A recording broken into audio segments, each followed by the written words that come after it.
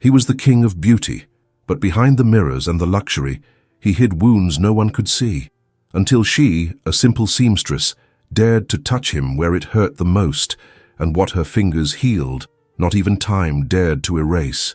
The morning sun filtered through the enormous bay windows of the mansion in Beverly Hills, the most exclusive neighborhood in Los Angeles. Julian Croft stood, as he did every day, before the custom-cut crystal mirror that dominated his walk-in closet. His dark brown eyes meticulously studied every inch of his face, the perfect line of his jaw, the smooth skin without a single wrinkle at 42, the defined cheekbones that had won him covers on the country's most prestigious magazines. Perfect, he murmured to himself, gently running his fingers over his freshly shaven face. Julian was the founder and owner of Elysian Cosmetics, the largest cosmetics empire in the United States, with a growing presence worldwide. His products promised perpetual youth, flawless beauty, perfection embodied in creams, serums, and treatments that the American elite eagerly consumed. But the mirror only reflected half of his truth. With calculated movements, Julian untied his imported silk robe. What was exposed was a devastating landscape. From his neck to his ankles, his skin was an irregular map of reddened lesions, irritated scabs, and inflamed patches that seemed to tell the story of a silent war. Discoid lupus, a rare and cruel autoimmune disease, had invaded his body 8 years ago, turning his existence into a daily exercise of concealment and pain. "What good is being the king of beauty if I'm a monster underneath it all?" he sighed, carefully applying a medicated cream to the most irritated areas of his chest. His housekeeper, Mrs. Gable, knocked discreetly on the door. "Mr. Croft, breakfast is served, and a reminder that you have a meeting with the investors at 10. "Thank you, Mrs. Gable. I'll be ready in 20 minutes. Julian proceeded with his morning ritual. First, the organic cotton bandages over the areas that bled easily. Then, a special silk undershirt designed by the best tailor in the city under strict confidentiality agreements. Finally, a custom-made dress shirt with invisible seams and no tags that could chafe his wounded skin. The navy blue suit, expertly tailored to hide his body's irregularities, completed the transformation. In front of the full-length mirror, he was no longer a sick man, but the relentless entrepreneur who appeared on the covers of Forbes, and Fortune. While eating breakfast on the terrace overlooking the sprawling Los Angeles city lights, Julian reviewed the latest sales reports on his tablet. The new anti-aging cream line, Sierra Radiance, was exceeding all expectations, with waiting lists at luxury stores on Rodeo Drive, in Bel Air, and downtown. "Mr. Croft?" interrupted his assistant, Matthew, who had just arrived. "Dr. Fuentes called. She says she has results from the new treatments she wants to discuss with you." Julian's jaw tightened. "Schedule the appointment for Friday night, at my house, not at the clinic." "But sir, she insisted it was urgent and—" "I said Friday." The outburst of anger surprised them both. Julian took a deep breath. "I'm sorry, Matthew. Just do as I asked, please." The young assistant nodded and withdrew. Julian knew his behavior was unfair, but the fear of someone in his company discovering his condition kept him constantly on edge. As his driver navigated the congested freeways toward the Elysian Cosmetics headquarters in the Century City, Julian watched through the tinted windows at the women passing by, many of them probably using his products. How many of them also lived trapped in the tyranny of appearance that he himself had helped build? The imposing Elysian Tower rose like a monument to the cult of aesthetic perfection.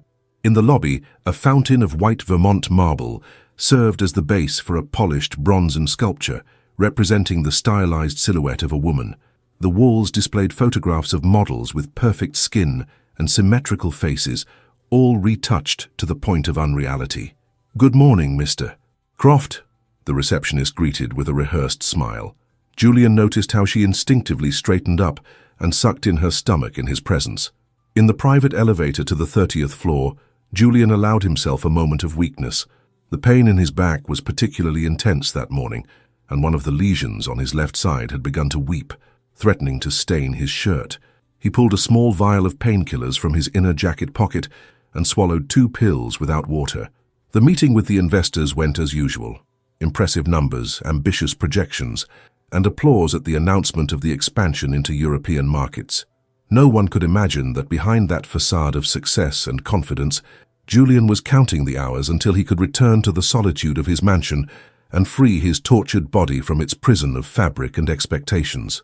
That night, as he undressed carefully in front of the same mirror, Julian contemplated the irony of his existence. The magazines called him the Tsar of American beauty. The most beautiful women in the country longed for an invitation from him. His face appeared on giant billboards along the Sunset Strip.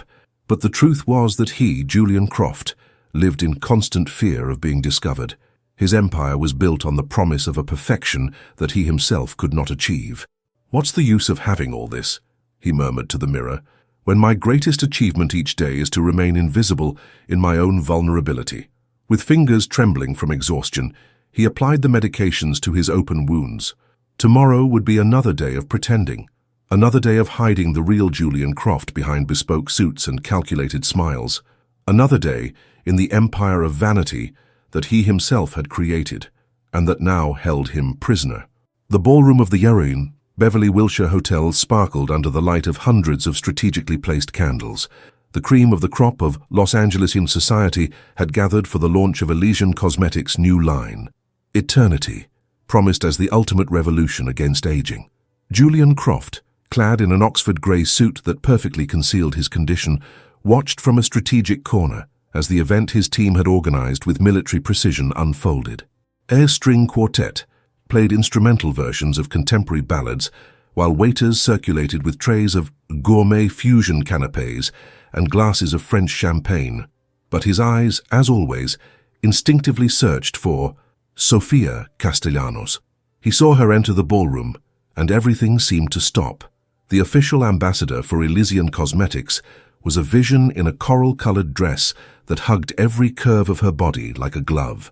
Her golden skin, the result of the best treatments money could buy and of course the brand's star products, glowed with that luminosity the ads promised and few women achieved. Like a modern-day Aphrodite, a fashion magazine had once said of her. They weren't exaggerating. Sophia floated through the room greeting celebrities, politicians and entrepreneurs with the practiced grace of someone who has turned social relations into an art form. Her musical laughter could be heard above the general murmur.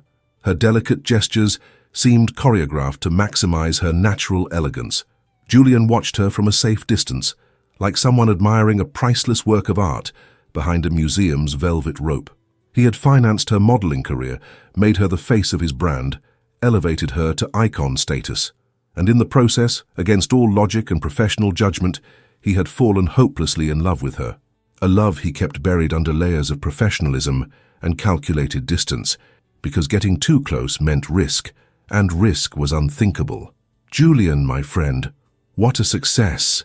The voice of Viacin, Edward Fuentes, his minority partner, snapped him out of his reverie.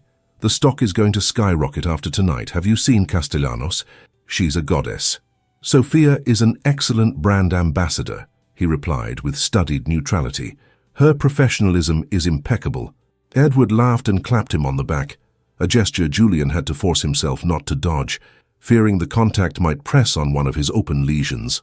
"Please, cut the corporate speak. Half of LA dreams about her, and you have the key to her dressing room, figuratively speaking, of course. Professional relationships should remain professional, Edward." The official presentation began.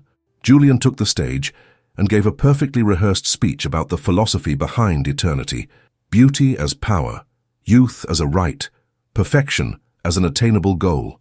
Words he had repeated so many times he no longer knew if he believed them or if they were just an elaborate lie he had come to believe himself. Then it was Sophia's turn. She spoke with passion about how the products had transformed her life and how she was eternally grateful to be part of the Elysian family.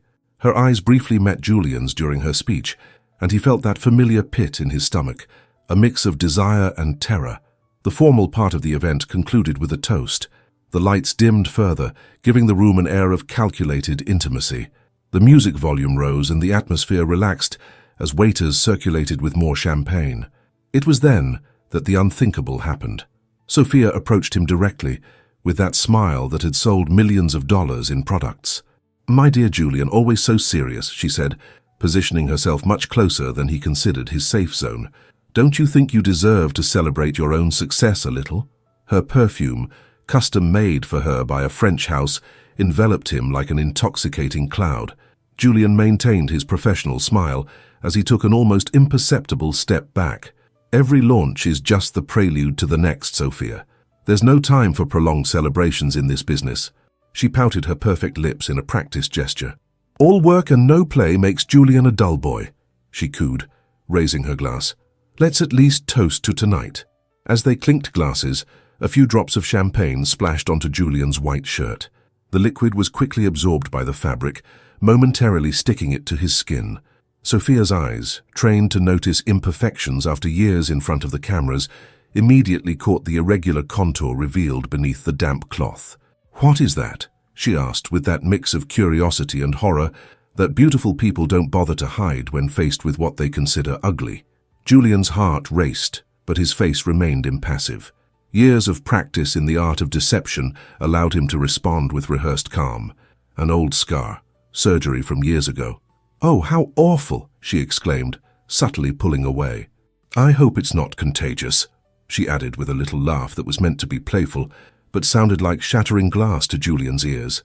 In that moment, as if a veil had been lifted from his eyes, Julian saw Sofia Castellanos for who she truly was, not the goddess he had idealized, but the perfect product of the industry he himself had created. Beautiful, yes, but empty, polished to the point of removing not only physical imperfections, but also any trace of human depth. I assure you it's not contagious, he replied with a smile that didn't reach his eyes. Fortunately, neither is superficiality. Sophia blinked, confused for a moment, unsure if she had just been insulted.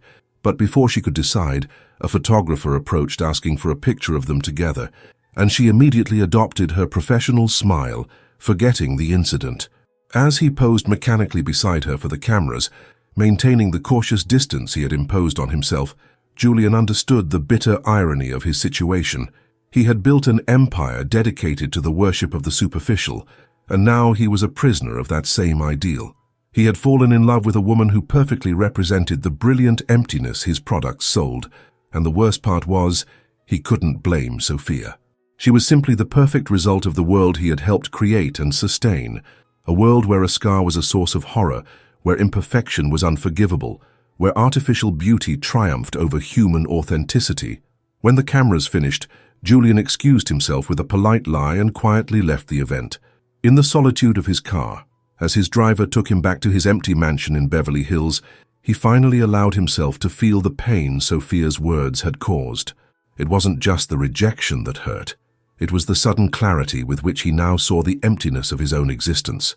2 weeks after the launch, Julian Croft was trapped in an endless meeting with foreign investors interested in bringing Elysian cosmetics to the Asian market. The clock read 10:40 p.m. when he was finally able to call it a night. His body ached as if he had run a marathon. The lesions on his back, irritated by hours of tension, burned beneath his silk shirt. The Elysian Tower was practically empty when he left the boardroom. Only the cleaning staff and a few late-working executives like himself remained.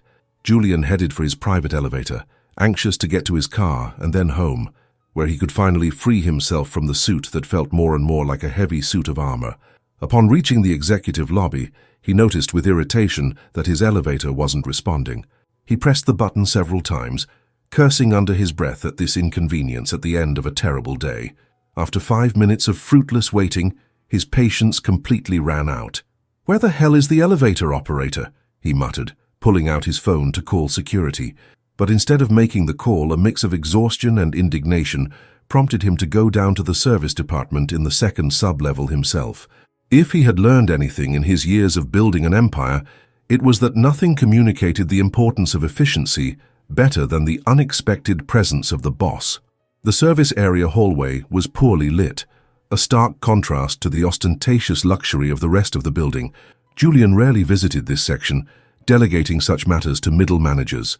A soft, rhythmic sound guided him to a small room at the end of the corridor, lit by a single fluorescent tube. There he found a young woman sitting on a stool, bent over a navy blue fabric he recognized as part of the corporate uniform. Her hands moved with surprising skill, manipulating a needle and thread with the precision of a surgeon. She was so focused on her work that she didn't notice his presence until he spoke. "What are you doing away from your post?" The coldness in his voice echoed off the bare walls. The woman looked up, startled, but not frightened. She looked to be about 30, with marked indigenous features that gave her a beauty distinct from the standards his own company promoted.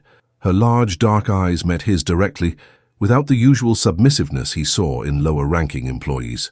"Mr. Croft," she replied, recognizing him instantly, but showing none of the nervousness he expected. "I'm sorry, but my uniform tore during my shift, and I needed to repair it." Julian then noticed the elevator operator's jacket hanging on a nearby coat rack. "You're the operator?" "Yes, sir. Carmen Hernandez." She stood up, still holding the half-mended uniform. "Mr. Lopez gave me permission to fix it after my shift, since I can't afford a new one deducted from my paycheck." Julian looked at the work in her hands. What he had assumed was a simple patch was actually a complex, almost invisible repair that seamlessly integrated the torn fabric. "Where did you learn to sew like that?" The question came out softer than he intended. Carmen's fingers, calloused and rough from work, almost reverently caressed the fabric. "My mother was a seamstress in the fashion district. She made school uniforms, prom dresses, whatever she could to support us. She taught me when I was a little girl." There was something in the way her hands treated the fabric, with an almost sacred respect, that captured Julian's attention. It wasn't the technique of a hobbyist, but of someone with a natural gift refined by years of practice. "Your work is impressive," he admitted, "but that still doesn't explain why the executive elevator was unattended."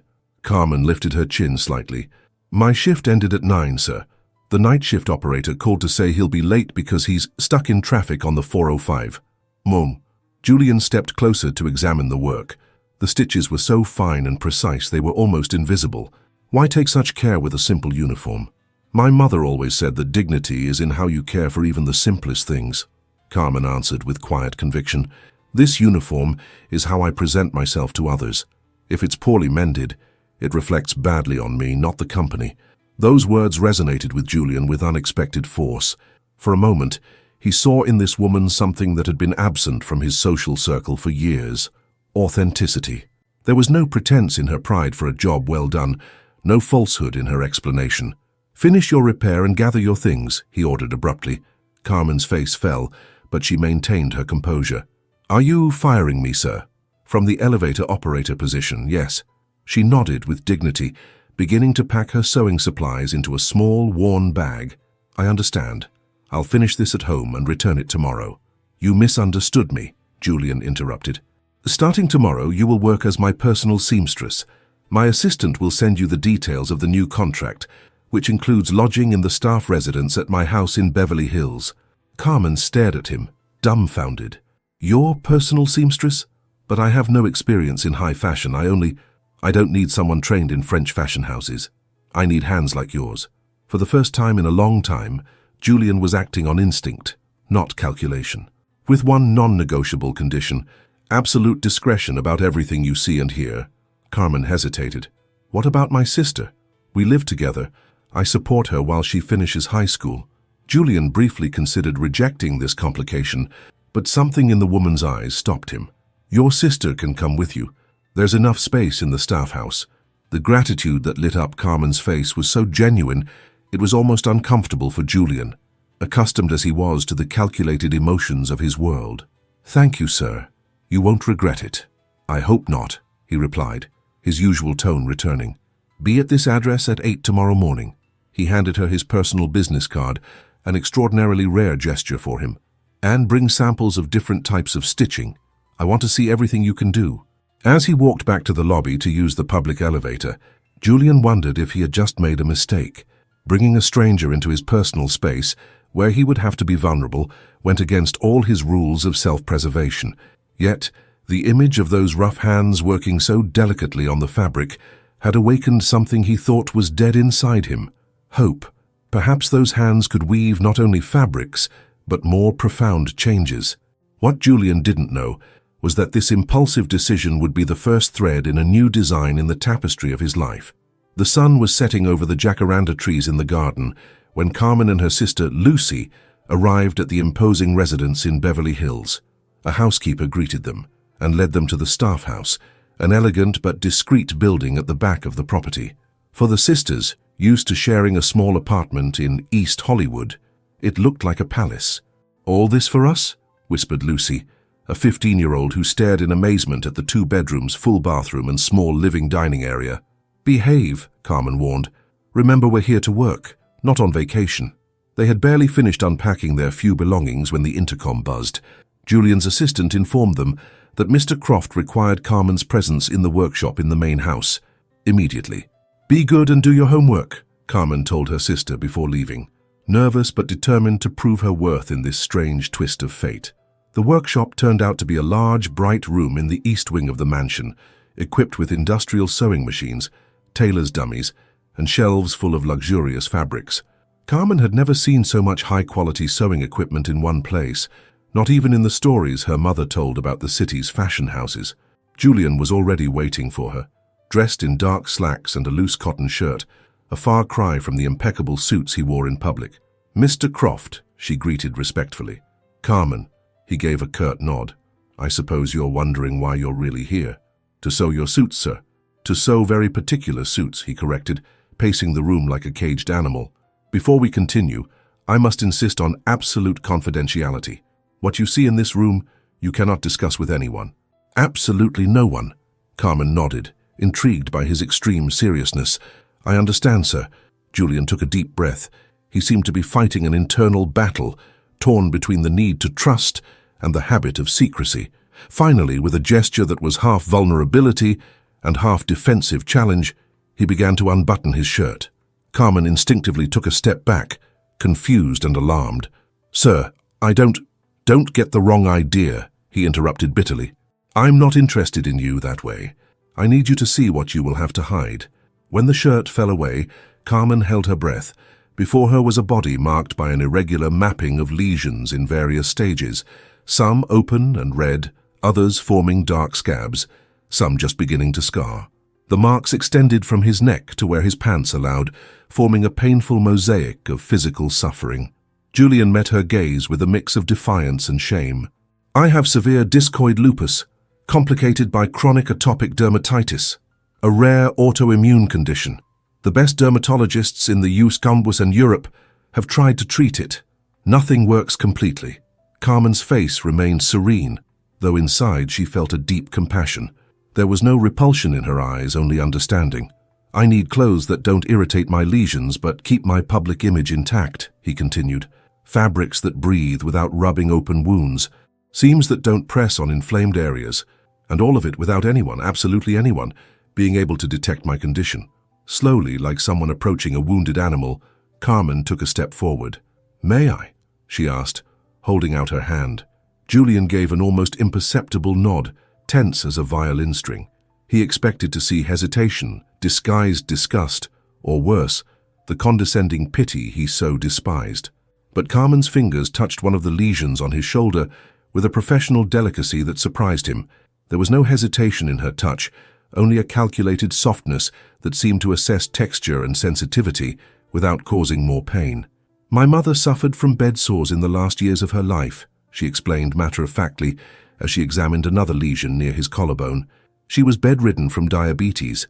I learned that the right touch doesn't hurt, it soothes." Those simple words, spoken without a hint of revulsion or condescension, provoked an unexpected reaction in Julian. He felt a small crack form in the wall he had built around his vulnerability for years. "Most people pull back," he murmured, "or they pretend not to care while looking for the nearest exit." Carmen continued to examine the lesions with the same professional demeanor. "People fear what they don't understand, sir. I've seen sick bodies before. Suffering doesn't scare me." She walked over to a shelf and selected several swatches of fabric, bringing them to him. "This Egyptian linen is too rough for the most sensitive areas," she commented, holding it near a lesion so he could feel the difference. "But this organic silk could work for the undershirts, and for the outer suits we could use this Pima cotton with a special treatment." Julian watched her with growing astonishment. There was no excessive pity or professional distance in her attitude, just a warm, practical presence. Carmen treated his wounded body with the same respect she had treated the torn uniform, as something that deserved to be mended with dignity. "Each lesion needs a different approach," she continued, now completely absorbed in the technical problem. "I can design shirts with modular panels, to adapt to changes in your condition. And for the areas with open wounds, I could create internal pockets to hold medicated gauze. For the first time in years, Julian allowed himself a small sliver of hope. Do you really think you can do it? Carmen nodded with determination. My mother used to say there's no fabric that can't be transformed and no body that doesn't deserve to be dressed with dignity. As she took detailed measurements, noting in a small book the exact location of each lesion and its degree of sensitivity, Julian felt something strange, the presence of another person who saw his true condition without judgment, who touched his wounds without repulsion, who spoke of his pain as a problem to be solved, not a curse to be hidden. Why aren't you afraid? He finally asked. Carmen stopped measuring and looked at him directly. Because behind these marks I see a person, not a disease. My mother taught me that the skin is just the wrapping, not the gift.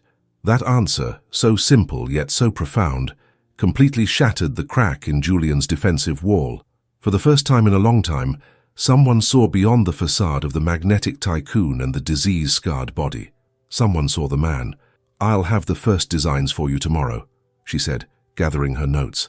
Is there anything else you need, sir? Julian shook his head, momentarily unable to speak. As Carmen turned to leave, he found his voice. Carmen, she paused.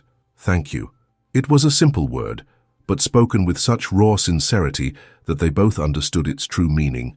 It wasn't just gratitude for her work, but for something far more valuable, for seeing him as a whole human being, beyond his scars. When Carmen left the workshop, Julian stared at the closed door, aware that something fundamental had shifted. In the privacy of that space, he had revealed not only his wounded body, but also a part of his soul he had kept hidden for years. The first rays of sun had barely lit the workshop when Carmen was already at work. In the weeks following her arrival, she established a relentless routine. She would wake at dawn, get Lucy ready for the private school Julian had insisted on enrolling her in, and then immerse herself in her work until late into the night. Her hands, which had always been skilled, now seemed to possess a renewed inspiration. The challenge of creating garments that were simultaneously elegant, comfortable, and therapeutic had led her to reinvent sewing techniques she didn't even know she knew. It's like my mother's hands are guiding mine, she told Lucy one afternoon, while adjusting a silk vest with strategically placed internal pockets. For each garment, Carmen carefully selected the materials, organic silks for the pieces that directly touched the irritated skin, high-quality cotton treated with natural extracts for the outer shirts, ultra-light linens modified with special cuts for the suits Julian wore in public.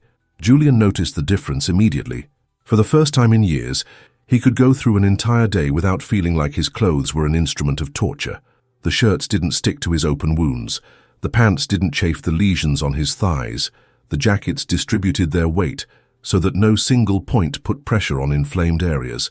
It's like I've lived my whole life with a rock in my shoe and someone finally took it out, he confessed to Carmen during a fitting. But the most surprising thing for him was discovering that the seamstress had gone far beyond her assigned task. One particularly difficult morning, after a nocturnal flare-up had worsened several of his lesions, Julian entered his private bathroom and found something unexpected. The tub was filled with warm water, emanating a soft herbal scent. Beside it was a glass jar with an amber liquid and a handwritten note, "For the wounds that are seen and those that are hidden, soak for 20 minutes. The water is infused with chamomile, calendula, and rosemary. The drops in the jar are to be added at the end." Confused but intrigued, Julian followed the instructions. As he sank into the water, he felt an immediate relief that no medical treatment had ever provided. The itching subsided, the tension in his body dissolving into the aromatic water. When he added the drops from the jar, a scent of lavender and something he couldn't identify filled the bathroom. When he finally got out, his skin felt calmer than he could remember in years. That afternoon, he summoned Carmen to his office. "Who prepared my bath this morning?" he asked directly. Carmen met his gaze without flinching. "I did, sir. I hope I didn't overstep." "Where did you get those herbs? My doctor has prescribed all sorts of treatments that barely work, and suddenly you—" "If you'd like to see, I can show you," she offered.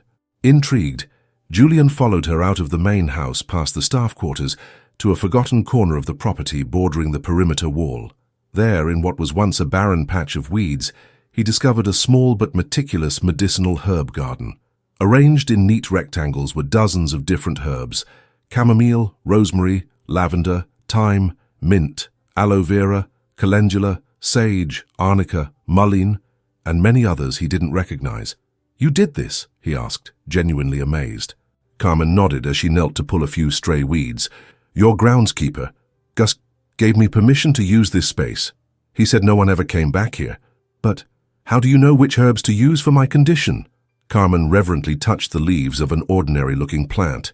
"My grandmother was a herbalist. Her family came from Oaxaca. My mother learned from her, and she taught me the basics. When I saw your lesions, I remembered many of the preparations we used to make for my mother when she got sick." Julian watched Carmen's hands, rough from work, but incredibly gentle with the plants. The same hands that stitched his suits with surgical precision now caressed leaves and flowers with maternal love.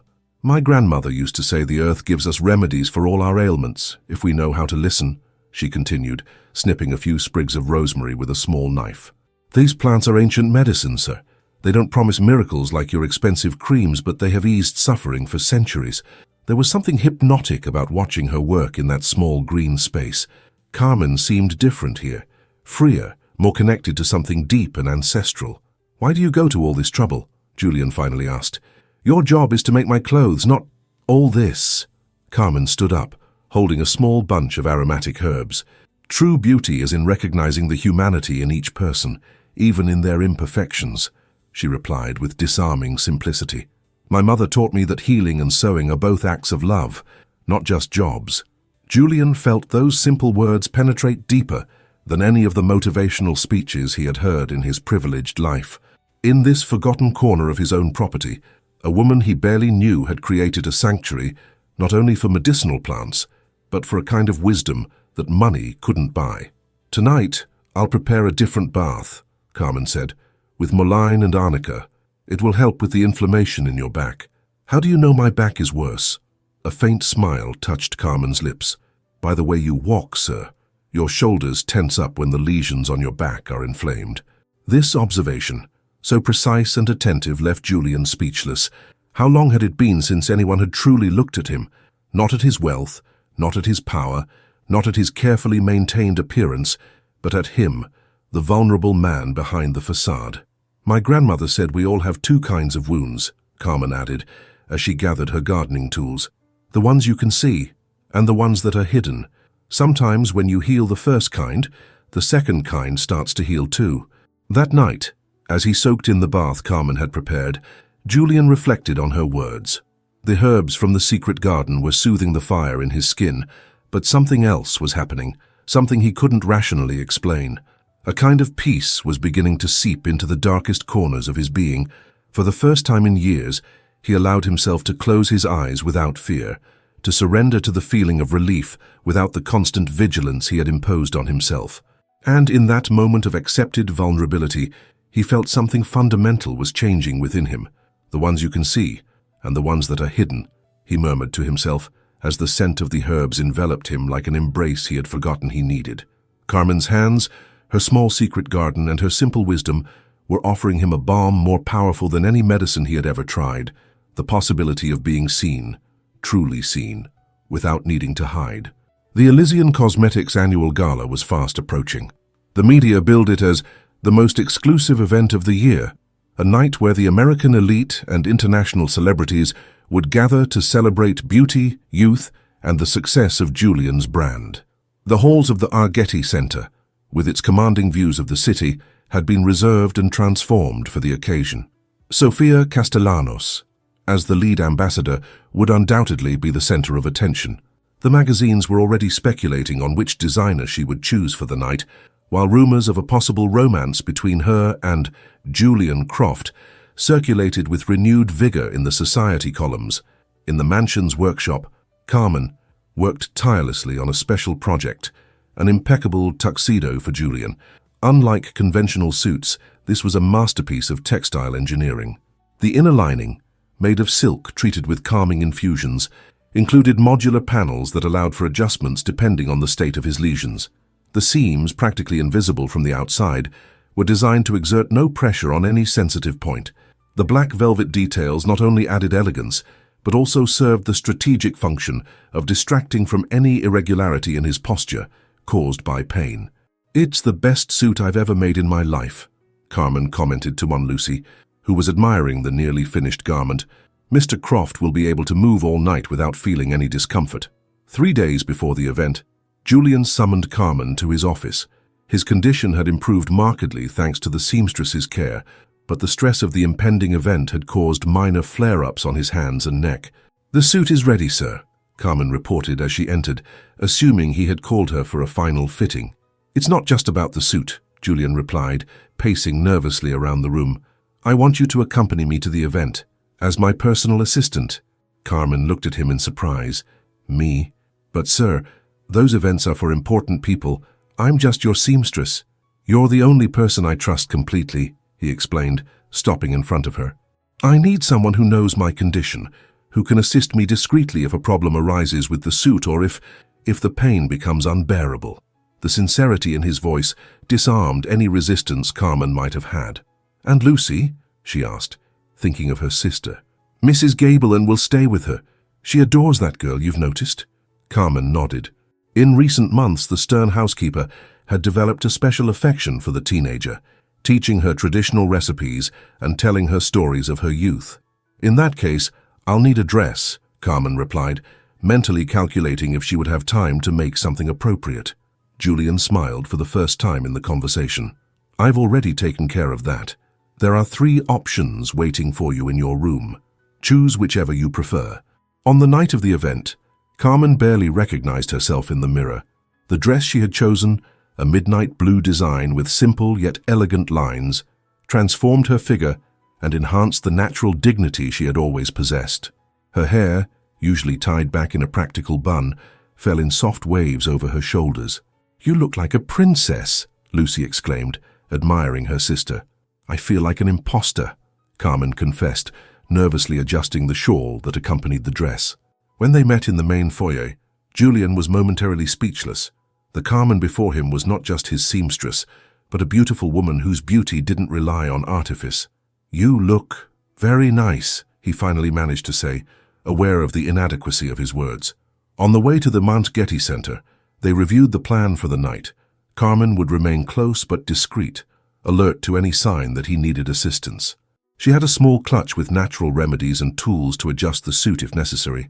Their arrival was a whirlwind of camera flashes, greetings and admiration.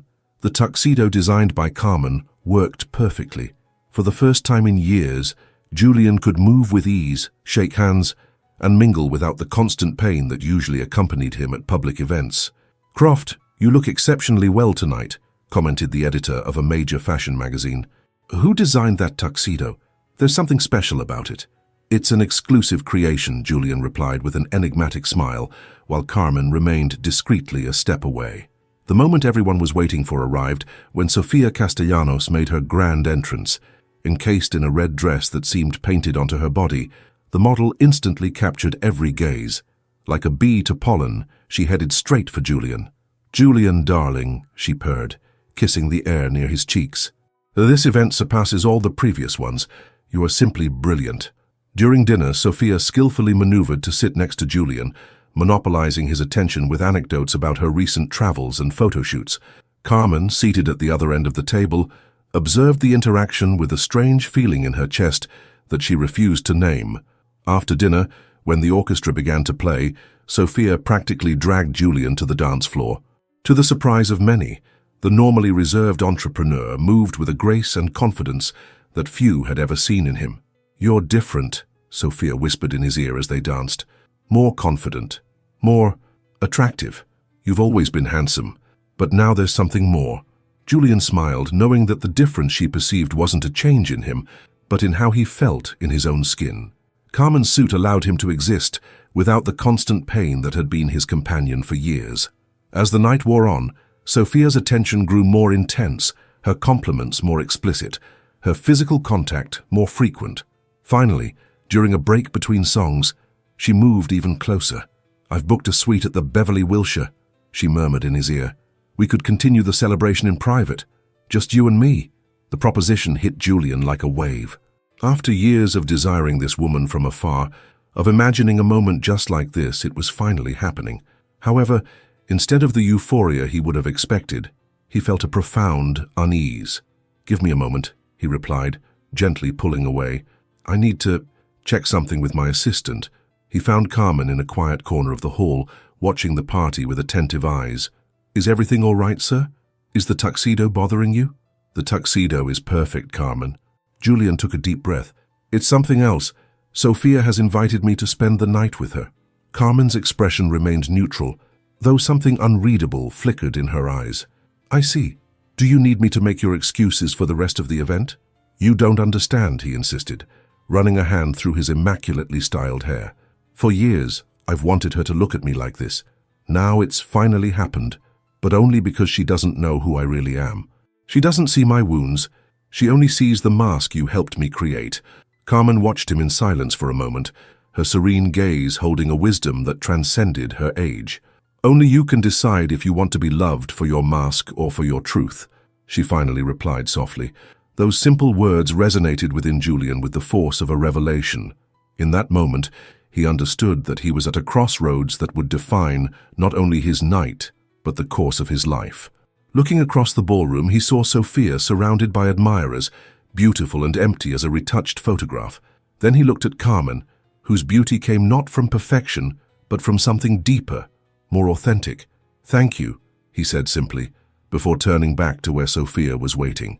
The decision he made tonight would change everything, and for the first time, he felt he could choose with clarity. Days after the gala, Julian was in his office reviewing financial reports when he received a message from Sophia. She was inviting him to dinner at her mansion in Bel Air, a private evening, to get to know each other better, in her words. After contemplating the message for several minutes, he remembered Carmen's words. "Only you can decide if you want to be loved for your mask or for your truth." That same afternoon, Julian found Carmen in the workshop where she was adjusting a new jacket for him. "Sophia invited me to dinner at her house," he announced without preamble. "I'm going to accept." Carmen nodded without looking up from her work, though her fingers paused for a moment. "Have you decided then?" "I think so," he replied, watching her resume her precise work. "But I need your help. Could you prepare a suit for me for tonight?" The evening at Sophia's mansion was arranged with meticulous attention to detail. Scented candles strategically lit the room, a selection of ambient jazz music played at a perfectly calculated volume, and the table was set with designer dinnerware. Everything looked like it was pulled from a home decor magazine, beautiful but impersonal. Sophia poured into a black dress that left little to the imagination, moved with practiced grace, personally serving wine into cut crystal glasses. "Your cosmetics empire is impressive, Julian," she commented as they tasted a shrimp ceviche. "But what intrigues me most now is the man behind all that success. You've always been so reserved." Julian took a sip of wine, watching her over the rim of his glass.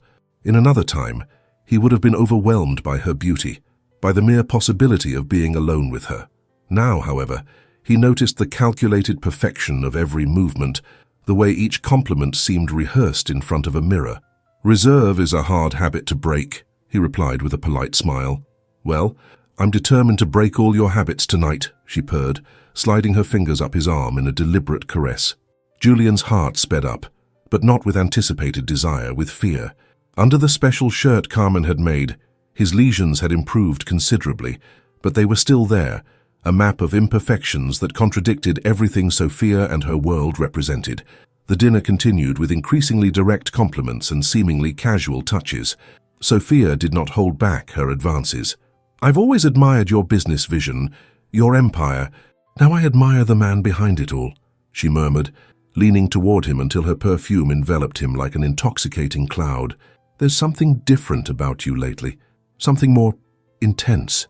When the dessert plates were cleared by the housekeeper, Sophia took Julian's hand and led him toward the marble staircase that led to the second floor. "I have a bottle of Chakin artisanal tequila that we should try in a more comfortable setting," she suggested in a velvety voice. "One moment," Julian requested. "I need to make a quick call, an urgent business matter." As soon as Sophia disappeared up the stairs, Julian stepped out into the garden and dialed Carmen. He knew she would be working late in the workshop, as always. "Please," he pleaded as soon as she answered, "I need you to help me hide this one more time. I'm not ready for her to see." There was a long silence on the other end of the line before Carmen replied. How much longer will you live divided, sir? Her voice was soft but firm. Wouldn't it be better to be accepted for who you really are?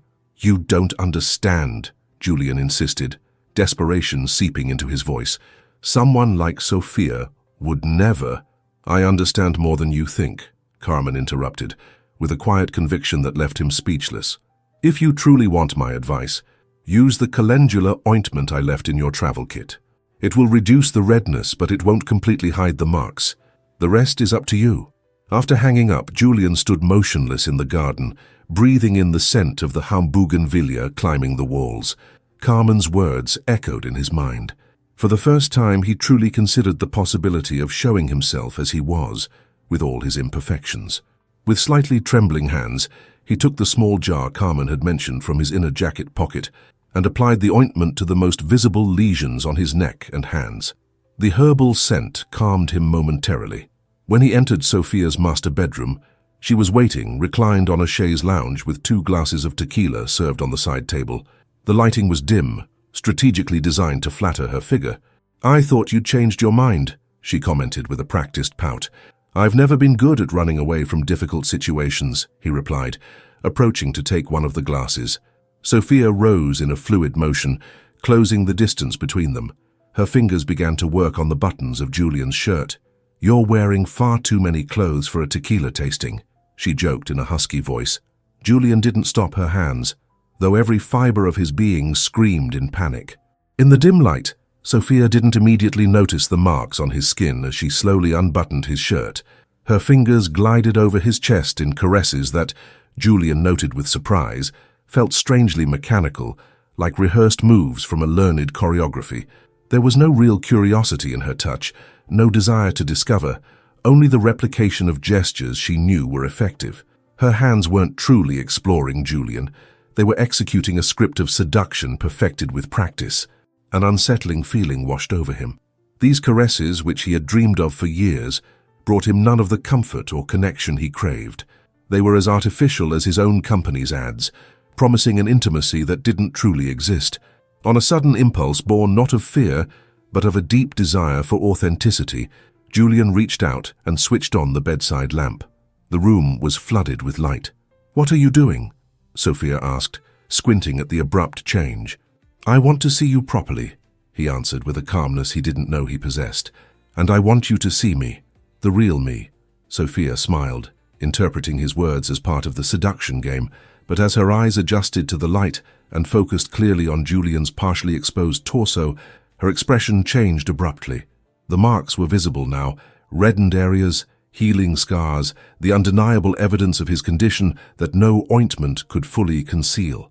The air between them shifted, charged with a new kind of tension.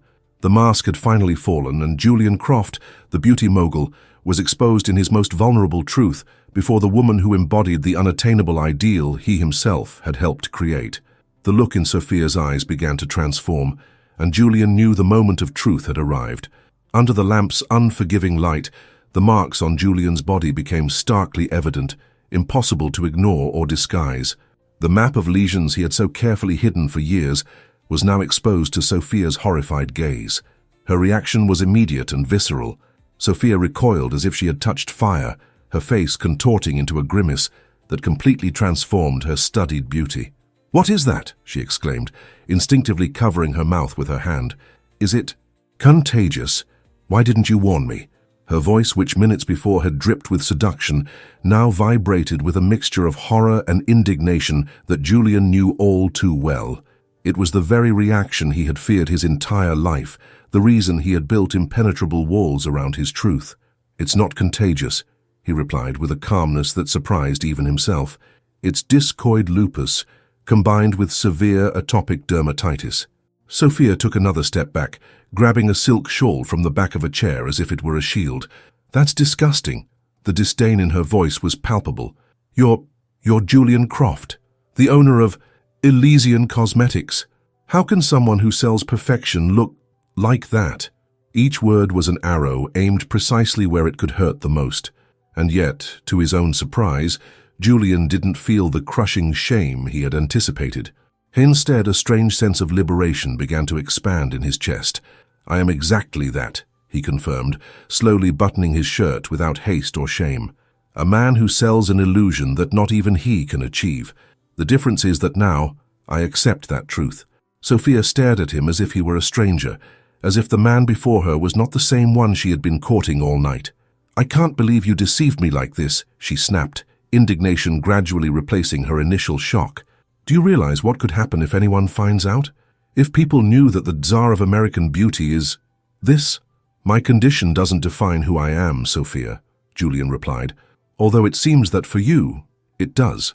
The model shook her head, as if trying to erase the image she had just witnessed. I need to clean myself, she muttered, heading toward the ensuite bathroom door. This is too much. Julian remained motionless, watching her walk away. Carmen's words echoed in his mind. Only you can decide if you want to be loved for your mask or for your truth. He now had his answer, painful but clarifying. When Sophia opened the bathroom door, she let out a scream of surprise. A young girl of about 10 was crouched behind the door, a frightened look on her face. She was wearing a school uniform, and her eyes were red, as if she had been crying. What the hell? Who is this kid? Sophia demanded, stumbling back again.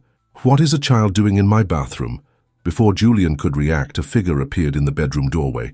Carmen, her expression worried but firm, hurried in. Lucy! She exclaimed, holding out her arms. The girl ran to her, taking refuge in her embrace. I'm sorry, sis, she sobbed. I didn't mean to cause trouble. Julian watched the scene, completely bewildered. Carmen, what are you doing here? And Lucy? Mr. Croft, please forgive the intrusion, Carmen replied, holding her sister protectively at her side. Lucy disappeared from the house. When I couldn't find her anywhere, I remembered you'd mentioned where you would be tonight, and I came to find you to ask for help. Help? Sophia interjected with an icy voice. Who are these people, and what are they doing in my bedroom, Julian? Julian took in the entire scene. Sophia, radiant in her beauty, but her face twisted with contempt. Carmen, simple but dignified, holding her sister with protective love, and Lucy, a frightened child who had obviously been crying. In that moment, something inside him shifted definitively. A clarity that had been forming for months finally crystallized. This is Carmen Hernandez, my personal seamstress, he replied with renewed calm, and her younger sister, Lucy. They have more right to be here than you, who can only see the surface of things.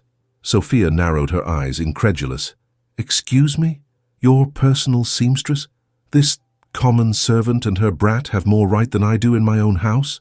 Right now, yes, Julian affirmed, instinctively stepping in front of Carmen and Lucy in a protective gesture that surprised even himself. Because they have seen me exactly as I am, with all my scars, and they have never once recoiled in disgust. A tense silence filled the room. Sophia looked at the three of them as if they were aliens who had invaded her perfect existence. Lucy, Carmen intervened gently, why did you run away? You had me so worried. The girl looked down, ashamed. It's just, this girl at school, Rosa, she said I was a liar, that there's no way we live in Beverly Hills. She said you must be some rich guy's mistress, and that's why he lets us live there. Carmen paled while Julian felt his blood boil. And I wanted to prove her wrong, Lucy continued through sobs. I told her I knew Sofia Castellanos because you told me you work for her boss, but she didn't believe me. She said to bring back proof. So you came all the way here, Julian concluded, understanding. To get that proof. Lucy nodded, still partially hidden behind her sister. I'm sorry, Carmen. I didn't want to embarrass you. This is ridiculous, Sophia interrupted, crossing her arms. I don't have to put up with this family drama in my bedroom. I want all of you to leave, immediately. Julian looked at her as if seeing her for the first time. All the beauty that had once dazzled him now seemed like an empty shell, a facade with no substance. You're right about one thing, Sophia, he replied. It's time for us to go. But first, he approached Lucy and knelt to be at her level. Lucy, look at me, he said gently. Do you see all these marks on my skin? For years I was ashamed of them. I hid them, pretended to be someone I wasn't, so that people like Sophia would accept me. You know what I learned? That people who only like you when you're perfect aren't worth your time or your tears. Sophia made a sound of indignation, but Julian continued, ignoring her. Your sister taught me that true beauty is in recognizing the humanity in each person, even in their imperfections. You don't need to prove anything to anyone, do you understand? The people who matter will love you just as you are. Lucy nodded slowly, her eyes wide. Julian stood up and extended his hand to Carmen. Let's go, the three of us, together. As they left Sophia's mansion, under the starry Los Angeles sky, Julian experienced a feeling he hadn't felt in years, the freedom to be exactly who he was, without apologies or pretense. The true reflection of himself had finally emerged, not in the crystal mirrors of his mansion, but in the compassionate eyes of Carmen and the innocent gaze of Lucy.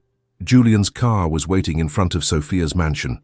As the driver opened the rear door with an impassive expression, Sophia appeared at the doorway, wrapped in a silk robe, her face contorted with fury. "Don't think this is over, Julian," she hissed, keeping her voice low enough for only them to hear. "If you think you can humiliate me in my own house and get away with it, you don't know me." Julian paused, with Carmen and Lucy already inside the vehicle. The implicit threat in Sophia's words was not something he could easily ignore. As a public figure and the leader of a company built on image, his reputation was a valuable asset. "What exactly do you mean?" he asked in a neutral tone. Sophia smiled, a cold smile that didn't reach her eyes. "One call to Thames or page 6, and tomorrow the whole world will know that the great Julian Croft is a fraud. What will happen to your precious company's stock when it leaks that its founder has a disease that contradicts everything Elysian Cosmetics stands for?" Any other day, these words would have sent Julian into a panic. His greatest fear had always been precisely this, the public exposure of his condition and the subsequent destruction of everything he had built. But tonight was different. Looking at Sophia, he no longer saw the unattainable woman he had idealized, but someone trapped in the same prison of appearances he had inhabited for years. "I'll compensate you for the trauma of seeing the real me," he replied with a serenity that momentarily threw her off. "What's your silence worth? 100,000? 2? The surprise on Sophia's face was evident. She clearly hadn't expected such a swift capitulation. $500,000, Guy, she countered, regaining her composure. "Transferred to my account by noon tomorrow, and I want an exclusive contract with Elysian Cosmetics for another 5 years. Julian stared at her, as if studying an interesting specimen. "You know what? Go ahead and do whatever you feel you have to, Sophia. I have nothing left to hide." "Excuse me?"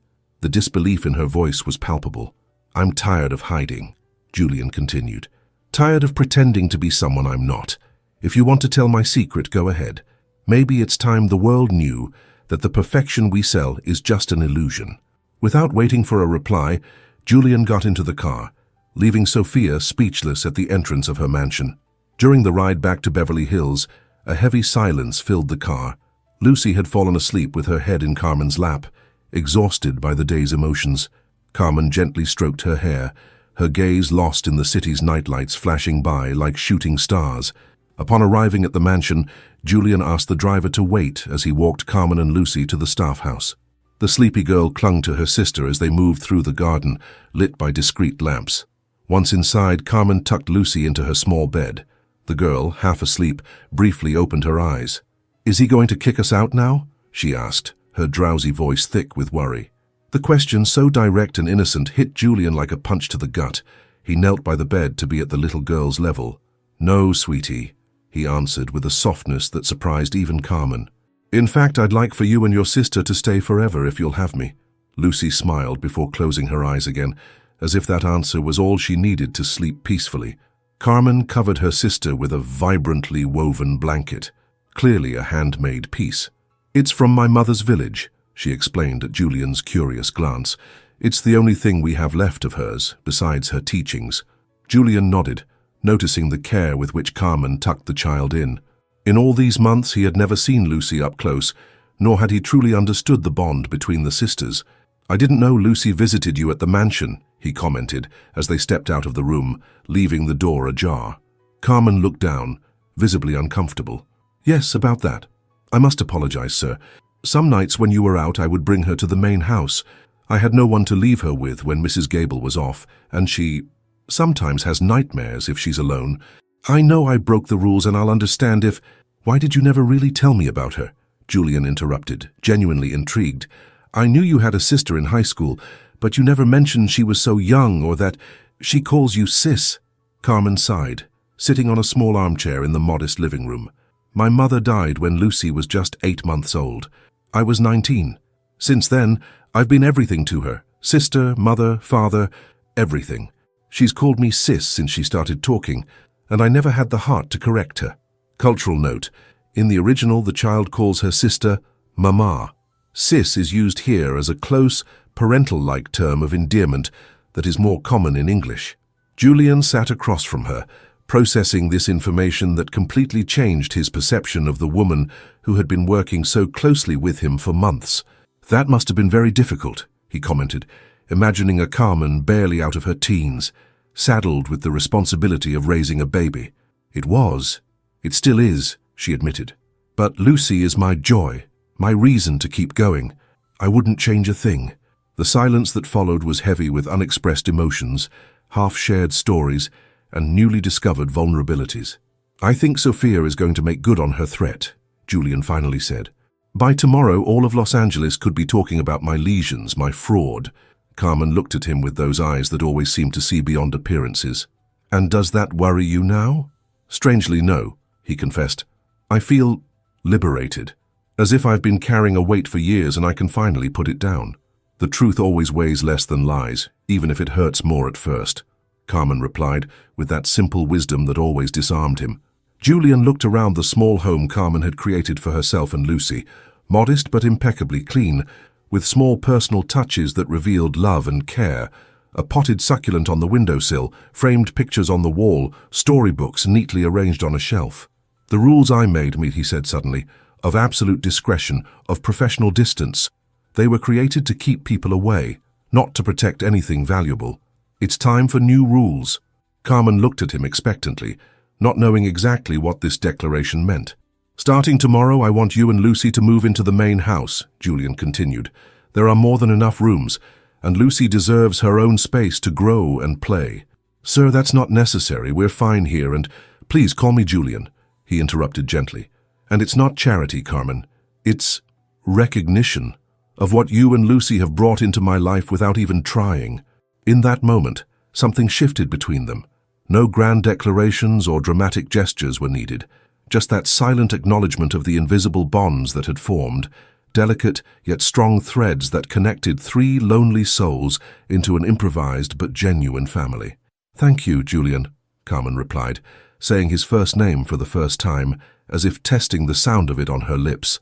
And it sounded like home. As Sophia had promised, the news exploded across the media the next day. "The Tsar of American Beauty and His Dark Secret," read one gossip site headline. "The Double Life of Julian Croft," announced another. Blurry, long-lens photos showed Julian leaving Sophia's mansion, while reporters speculated about his mysterious medical condition. Elysian Cosmetics stock plummeted in the first hours of trading. Investors panicked, competitors quietly celebrated, and analysts predicted the imminent collapse of the cosmetics empire. But then, Julian Croft did something unexpected. Instead of hiding or denying the rumors, he called a press conference in a lavish ballroom at the Four Seasons.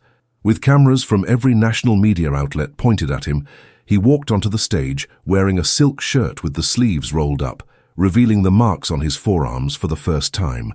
"For years," he began in a steady voice, "I have sold an illusion of perfection that I myself could not achieve. I have discoid lupus and severe atopic dermatitis. These conditions have marked my skin, but I will no longer allow them to mark my soul." The silence in the ballroom was absolute as Julian spoke of his personal struggle, of the fear of rejection, of the irony of running an empire based on unattainable beauty standards while he himself was in hiding. "Today marks the beginning of a new era for Elysian Cosmetics," he announced. "An era where beauty is defined not by perfection, but by authenticity, where scars are not flaws, but maps that tell stories of survival." In the following weeks, something extraordinary happened. What began as a scandal gradually transformed into an unexpected wave of support. Thousands of people with similar dermatological conditions began sharing their stories on social media under the hashtag #AuthenticBeauty, inspired by Julian's vulnerability. The company underwent a radical transformation. Inspired by Carmen's wisdom about seeing beauty beyond appearances, Julian launched the Beauty Without Filters campaign, revolutionizing the American cosmetics industry. The ads featured real people with vitiligo, rosacea, acne, scars, and yes, lupus, showing how true beauty flourishes in the diversity of human skin. Carmen, officially promoted to Creative Director of Innovation, developed a new product line called Healing Garden, focusing on the therapeutic care of skin, not just its aesthetic appearance, based on the ancestral recipes of her grandmother and mother, but perfected with the best dermatological technology. The line quickly became a bestseller, attracting consumers who sought genuinely healing products. The mansion in Beverly Hills, once a symbol of isolation and secrets, was transformed into a vibrant home. Lucy's crystalline laughter bounced through the previously silent corridors. Her childlike energy brought life to spaces that had remained sterile for years. Carmen's small medicinal garden grew to cover a large part of the grounds, becoming a sanctuary of healing plants from across the Americas, arnica from the mountains, mullein from the high deserts, rare herbs from Oaxaca. Carmen had hired 3 ethnobotanists and traditional healers to keep this ancestral knowledge alive and combine it with modern science in the Elysian Cosmetics Labs. On a particularly beautiful spring afternoon, with the jacaranda trees in full bloom tinting the LA sky with purple blossoms, Julian watched from the terrace as Carmen taught Lucy how to identify medicinal plants in the garden. The girl, now enrolled in one of the city's best schools, but without losing her curious and authentic essence, listened intently as her sister explained the properties of each herb. "This is lemon balm," Carmen said, rubbing the leaves between her fingers to release their scent. "It calms a restless spirit and soothes an aching heart." Julian walked down the steps to the garden, feeling a peace he had never before experienced. His lesions, though still present, had improved remarkably thanks to Carmen's treatments and his release from the constant stress of concealment. As he approached, Carmen smiled at him, that genuine smile that had transformed his life. Lucy ran to show him a small bouquet of medicinal flowers she had collected. "Look, Julian, these are for your tea tonight." "Thank you, little healer," he replied, bending down to receive the gift. When Lucy was distracted chasing a butterfly, Julian took Carmen's hands in his, strong, working hands that had woven not only fabrics, but also invisible bonds of healing and love.